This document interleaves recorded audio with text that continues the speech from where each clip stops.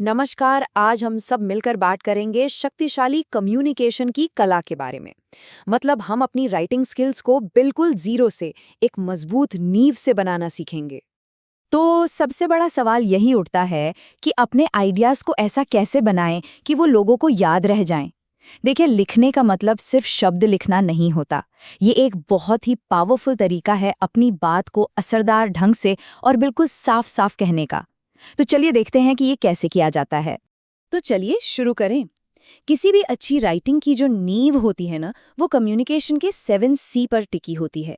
इनको आप अपनी राइटिंग की इमारत के वो 7 मजबूत पिलर्स मान सकते हैं जिन पर सब कुछ खड़ा होगा।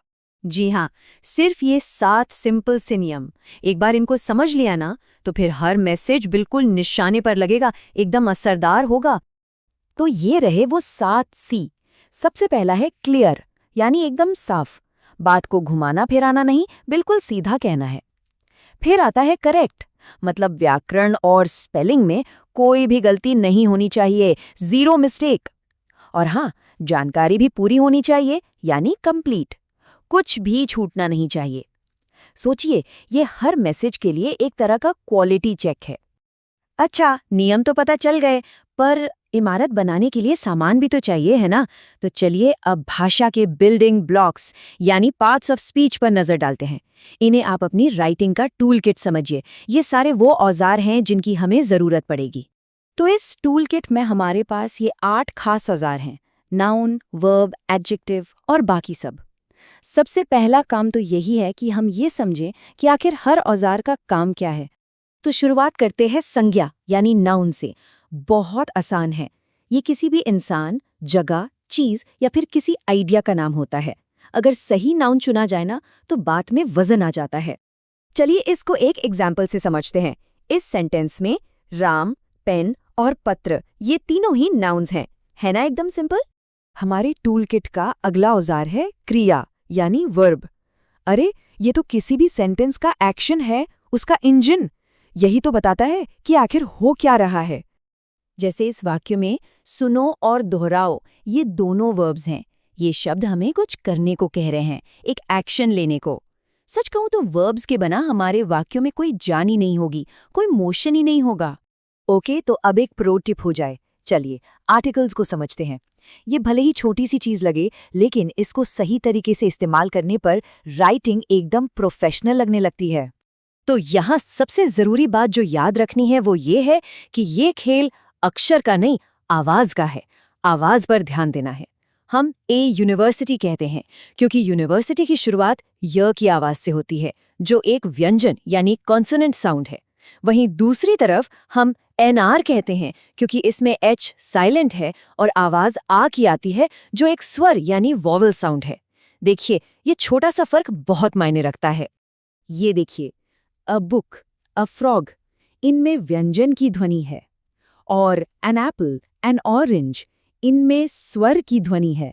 अब समझ आया? कितना आसान है ना? तो हमारे पास औजार भी हैं और ईंटें भी। चलिए अब इन ईंटों को जोड़ना शुरू करते हैं और कुछ बनाते हैं। अब हम अलग अलग शब्दों को मिलाकर अपनी पहली असली बनावट यानी सेंटेंस तैयार करेंगे। तो फ्रेज और सेंटेंस में आखिर फर्क क्या है? देखिए, फ्रेज एक अधूरा आइडिया है, जैसे कि भूरी टोपी वाली लड़की। इससे पूरी बात समझ नहीं आती। लेकिन सेंटेंस एक पूरा आइडिया देता है, जैसे भूरी टोपी वाली लड़की कंफ्यूज लग रही थी।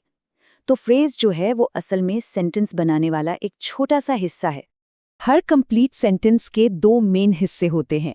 पहला है सब्जेक्ट, यानी हमारी कहानी का हीरो, जिसके बारे में बात हो रही है। और दूसरा है प्रेडिकेट, जो हमें बताता है कि हमारा हीरो क्या कर रहा है या वो क्या है। इन दोनों के बिना कोई भी सेंटेंस अधूरा है।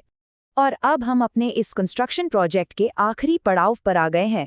अब हम अपने बनाए हुए सेंटेंस को जोड़कर एक मजबूत और पावरफुल पैराग्राफ तैयार करेंगे। एक शानदार पैराग्राफ बनाने का ये रहा बिल्कुल सिंपल सा ब्लूप्रिंट। स्टेप 1, एक टॉपिक सेंटेंस लिखिए जो बताएगा कि आप किस बारे में बात करने वाले हैं। स्टेप 2, फिर उसे सपोर्ट करने के लिए कुछ डिटेल्स डालिए। स्टेप 3, एक अच्छा सा कंक्लूडिंग सेंटेंस लिखकर बात को खत्म कीजिए। और हाँ, स्टेप 4 सबसे जरूरी है, प्रूफ रीड करना कभी मत भूलिए। अब ये देखिए, ये एक बहुत अच्छे टॉपिक सेंटेंस का उदाहरण है।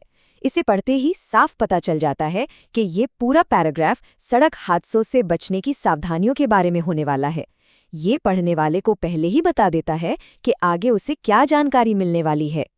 तो अब ब्लूप्रिंट भी है और सारे औजार भी। तो सवाल ये है कि इन नए औजारों से सबसे पहला कौन सा आइडिया बनाया जाएगा? लिखने की ये ताकत, अब इसका इस्तेमाल करने की बारी है।